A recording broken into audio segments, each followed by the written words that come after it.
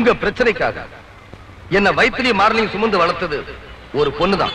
நான் மட்டும் இல்ல, இந்த நாட்டுல வாழ்ற அத்தனை ஆணும் அப்படிதான் வளர்ந்திருக்காங்க. அதனாலதான் சொல்றேன், எல்லா பெண்களையுமே நாம தாயா நினைக்கணும், தெய்வமா மதிக்கணும். அப்படி மதிக்க தவிர ஒரு மனித மிருகத்தை பதவியிலிருந்து இறக்கிறதுக்காகத்தான் இந்த உண்ணாவிரத போராட்டம்.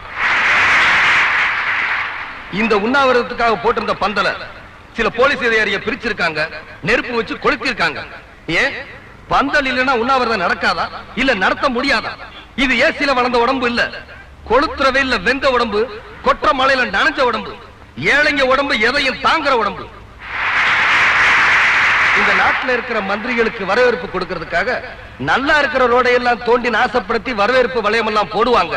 அது தப்பு இல்ல. தோண்ட ரோட திருப்பி சரி பண்றதே இல்ல, அது தப்பு இல்ல. ஏன்னா அவங்களுக்கு ரோட்டை கெடுக்கிறதுக்கும் உரிமை இருக்கு, இந்த நாட்டை கெடுக்கிறதுக்கும் உரிமை இருக்கு. ஆனா ஏழைங்களுக்கு எந்த உரிமையும் இல்ல.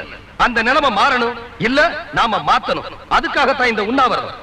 இருக்கிறது ஒரு உயிர், அது போக போறது ஒரே தடவை தான். அந்த உயிர் பெண்களின் மானங்காக்க நடக்கிற போராட்டத்துல போனா அதை விட எனக்கு பெருமை எதுவும் இல்லை.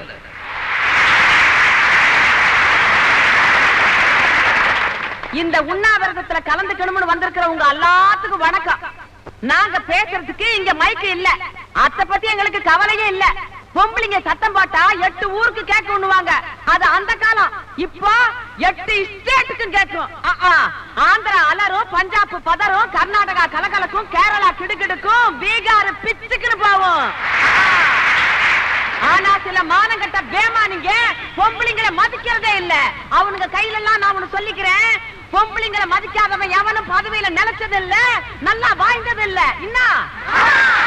இப்பெல்லாம் தெரிஞ்சிருந்தும் ஒரு புறம்போக்கு மந்திரி ஒரு பொம்பளைய, அது ஒரு எம்பிய மானபங்கப்படுத்திட்டு மந்திரி பவரை வச்சு போலீஸ வச்சு முழு பூசணிக்காய சோத்துல மறைச்ச மாதிரி மறைச்சுக்கலாமா? இந்த நாட்டுல ஒரு எம்பிக்கே இந்த கதின்னா ஒண்ணும் தெரியாத அப்பாவி பொண்ணுங்களுடைய நிலைமை என்ன? நம்மள மாதிரி ஏழை பொண்ணுங்களுடைய கதி என்ன? பொண்ணுன்னா பேய் இறங்குன்னு சொல்லுவாங்க, ஆனா அந்த நாய் கச்சிச்சு.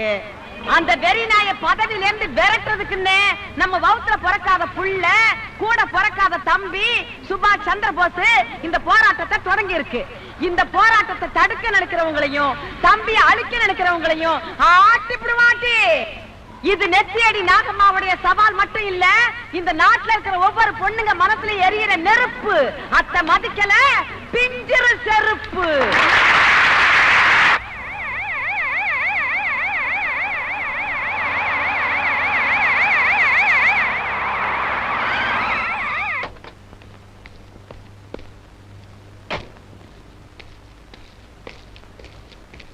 ராஜரத்னம், எவ்வளவு கஷ்டப்பட்டு ஆட்சியை பிடிச்சு நான் முதலமைச்சரா இருக்கிறேன், அதுக்குள்ள கத்துக்கணக்கு வச்சிட்டியா?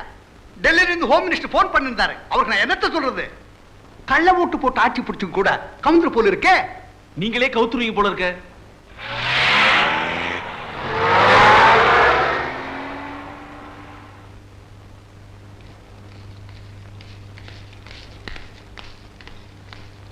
வாங்க வாங்க உட்காருங்க. தேர்தலுக்கு கட்சியோட கூட்டணி வச்சிட்டதுனால எங்க போனாலும் என்ன போட்டு ஏறி நேர்றானுங்க. குழாயடி, கோயில், ரேஷன் கடை, எங்க பார்த்தாலும் இந்த பொம்பளைங்க திலகவதி விஷயத்தை பத்தி தான் பேசிட்டு இருக்காங்க. ஐயாவோட பேச்சு கட்டுப்படுதா எங்க சாய் சனா கம்முன்னு இருக்காங்க. எல்லாத்துக்கும் இவர்தான் காரணம். என்னங்க நீங்க எதுக்கு எடுத்தாலும் இவரே குறை சொல்லிட்டு இருக்கீங்க? நீங்க சீஃப் மினிஸ்டர் சேர்ல உட்கார்றதுக்கு இவரு ஒரு காரணம், நானும் ஒரு காரணம்.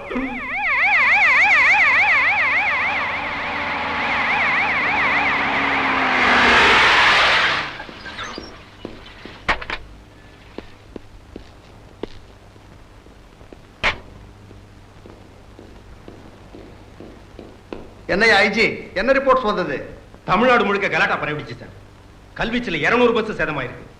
கலவரத்தை கட்டுப்படுத்த நடந்த துப்பாக்கி சூட்ல திருச்சியில 3 பேரும், கம்பத்துல 4 பேரும் செத்துட்டாங்க. 7 பேர் செத்துட்டாங்களா? இந்த விஷயம் பேப்பர்ல வந்தா எல்லாருக்குமே தெரிஞ்சிடுமையா? அது பேப்பர்ல வராது சார், யாருக்கும் தெரியாம நாங்க மறைச்சிட்டோம். சும்மா பேசாதயா. நீங்க லேடி கான்ஸ்டபிளோட சுத்தறத பேப்பர்ல கிளிகளில் கிழிச்சானுங்களே, அதையே உங்களால மூடி மறைக்க முடியல. கவர்மெண்ட் விஷயத்தை மறைக்க போறீங்களாக்கும். அந்த லேடி கான்ஸ்டபிள் பேர் என்ன? இது உனக்கு தேவைதானே? இல்ல 6 தடவை எம்எல்ஏ இருந்தவன், எதுவுமே அனுபவிக்கல. அடுத்ததுல உனக்கு சிரிக்கடை போயா ஆவுன்னா குடிஞ்சிரு. கும்பகோணம் தொகுதி கொஞ்சம் சொல்லு. தம்பி, எதிர்கட்சி மாலையோட வருது. வரட்டும். வணக்கம். வாங்க எல்லாருக்கும் வணக்கம். கொண்டாயம் நில்லுங்க. இப்ப எனக்கு எதுக்கு மாலை? என்னங்க இப்படி கேட்டீங்க? இந்த நாட்டுல பெண்களுக்கு பாதுகாப்பு இல்ல, அவங்க மானத்தோட வாழ முடியல, அதை கண்டிச்சு அறப்போராட்டம் நடத்துற உங்களுக்கு ஏன் ஆதரவும் என் கட்சியோட ஆதரவு எப்ப உண்டுங்க? அதுக்கு தாங்க இந்த மாலை. அடாடா அடாடா அடாடா, பொண்ணுங்க மேல எம்மா கரிசனம், எம்மா அக்கறை. ஏயா தலைவரே, உங்க ஆட்சியில பொண்ணுங்களுக்கு கோயில் கட்டி பூசை பண்ணுனீங்களாக்கும். சட்ட ஒழுங்கு கெட்டு போனதுக்கு பிள்ளையார் சொல்லி போட்டதே நீங்க தானையா? எதிர்கட்சின்னா அரசாங்கம் பண்ற நல்லதை ஆதரிக்கணும், தப்ப தட்டி கேட்கணும். ஆனா நீங்க நல்லதை ஆதரிக்கிறதே இல்ல. எங்கயாவது போராட்டம் நடந்தா மட்டும் தூண்டி விட்டு வேடிக்கை பாப்பீங்க. கோவப்பட்டா அவன் மூஞ்சி அசிங்கமாகுது, கோசிக்காம கம்முன்னு போயிடு. இப்படி எல்லாம் ஏழைகளை ஏமாத்தி ஓட்டு வாங்க முடியாது, போயிட்டு வாங்க.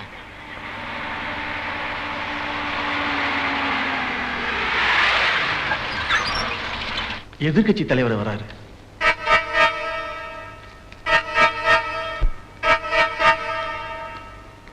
ஆமா, என்ன பார்க்க திடீர்னு கட்சி ஆபீஸ்க்கு வந்துட்டீங்க? இங்க பாருங்க, நீங்க 6 வருஷம் முதலமைச்சரா இருந்தீங்க, 600 கோடி ரூபாய் சம்பாதிச்சீங்க. எங்க கட்சி ஜெயிச்சு நான் 7 வருஷம் முதலமைச்சரா இருந்தேன், 700 கோடி ரூபாய் சம்பாதிச்சேன். இப்ப நீங்க மறுபடியும் முதலமைச்சரா இருக்கீங்க, எவ்வளவு வேணாலும் சம்பாதிங்க. ஆனா நான் இப்ப என்ன சொல்றேன்னா, ஒண்ணு நீங்க இருக்கணும், இல்ல நான் இருக்கணும். புதுசா ஒரு சக்தி வந்துடக்கூடாது. என்னைய சொல்ற? உடையார் மகனை சொல்றேன். அவனை நீங்க வளர விட்டுட்டீங்க, இப்ப அவன் தலைவன் ஆயிட்டான். முதல் நான் என்ன செய்யணும் அதை சொல்லு. உடையார் பையன் யோசிக்காம உடனே நீங்க அவனை அரெஸ்ட் பண்ணணும். நாட்டுக்கு நல்லது பண்றதுன்னு சொல்லிக்கிட்டு புதுசா எவன் வந்தாலும் சரி, அவனை நாம நசுக்கணும். இதுக்கு நீங்க என்ன நடவடிக்கை எடுத்தாலும் சரி, வெளியே தான் எதிர்த்து குரல் கொடுப்பேன், உள்ளுக்குள்ள ஒத்தாசையா இருப்பேன்.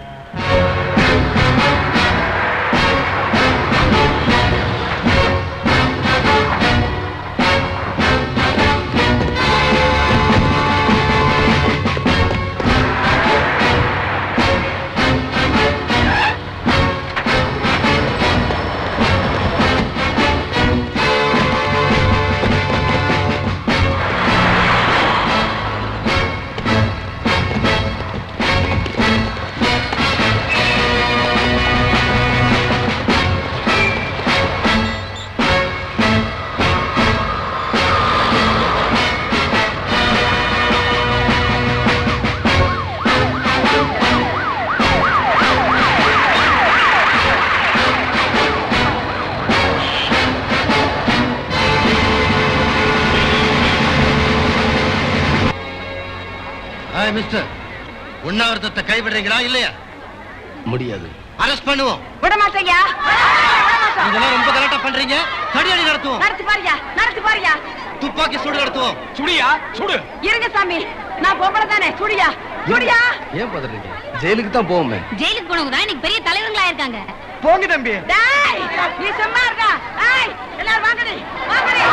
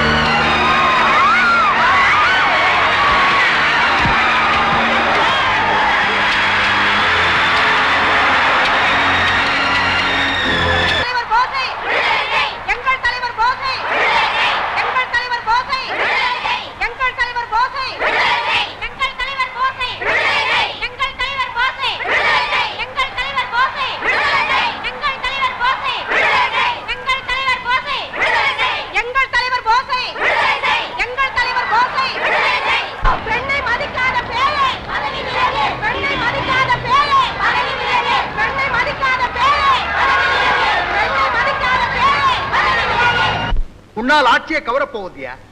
கவுந்தது, இனிமே நம்மால் ஆட்சிக்கு வர முடியாது. இத்தனைக்கு காரணம் நீயும் மகனும் தாயா. அரசியல்ல பிள்ளைங்களால தாங்க தொல்லையே. இப்ப என்ன நடந்து போச்சு ஆசைப்படுறீங்க?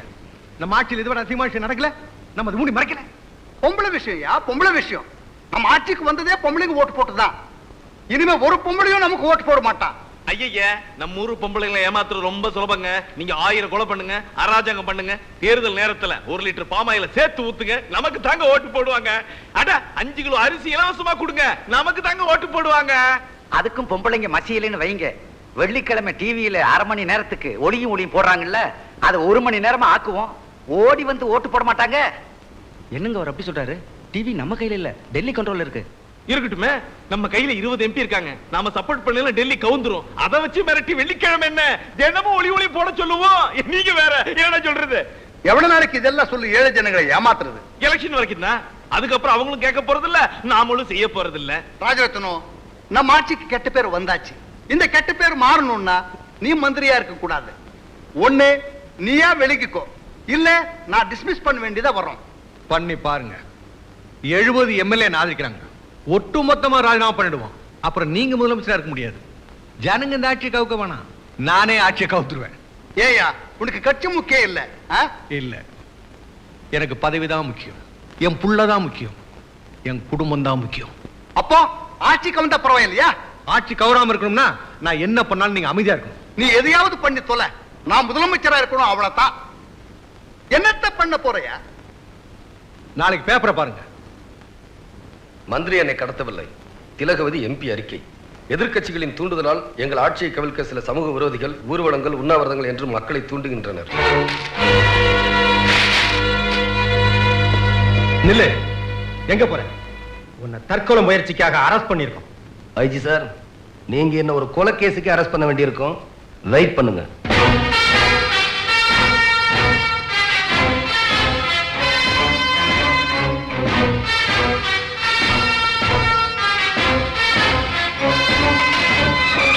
மேடம், பேப்பர்ல வர்றதெல்லாம் உண்மைன்னு மக்கள் நம்புறாங்க. அந்த தைரியத்துல நீங்க கொடுத்ததா அந்த மந்திரி பொய்யான அறிக்கை கொடுத்திருக்காங்க. இந்த அறிக்கையை படிக்கிறவங்க உங்களுக்காக போராட்டம் நடத்தின எங்களை பத்தி என்ன நினைப்பாங்க? எங்க தியாகத்தை கேவலப்படுத்தின அந்த மந்திரிய உயிரோட விட மாட்டேன். நில்லுங்க.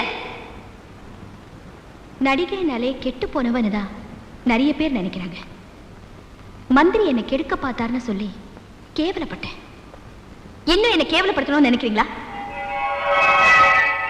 ஒரு பொண்ணுக்கு மானம் தான் முக்கியம். ஆனா நீங்க மந்திரி என்னை கெடுக்க பார்த்தாருன்னு இந்த நாடெல்லாம் பேச வச்சு என்ன தலைகுனி வச்சிட்டீங்க. இன்னைக்கு வந்து அறிக்கையை பார்த்துதான் நான் நிம்மதியா இருக்கேன், சந்தோஷமா இருக்கேன். அப்போ உனக்காக நாங்க பட்ட அடியெல்லாம் நானும் அடி வாங்க சொன்னேன், நானும் ஊர்வலம் போக சொன்னேன். இல்ல, இதெல்லாம் நீங்க எனக்காக பண்ணல, நீங்க பெரிய ஆள் ஆகணுங்கிறதுக்காக இதெல்லாம் பண்ணிருக்கீங்க. 4 பேர் பாராட்டணுங்கிறதுக்காக எதையும் செய்யறவன் நான் இல்ல. ஆனா உங்களுக்கு பதவிதான் முக்கியம். அதனால மந்திரிய பகச்சுக்கிட்டா பதவி போயிடுமேன்னு அவன் கொடுத்த அறிக்கையை படிச்சு ஆத்திரப்படாம சந்தோஷப்பட்டுக்கிட்டு இருக்கீங்க. அந்த அறிக்கையை அவர் கொடுக்கல, நான் தான் கொடுத்தேன்.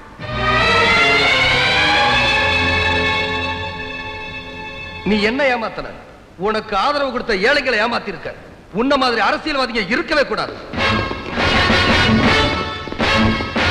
ஆபத்து வராம இருக்க அரசாங்கம் போட்ட பாதுகாப்பு.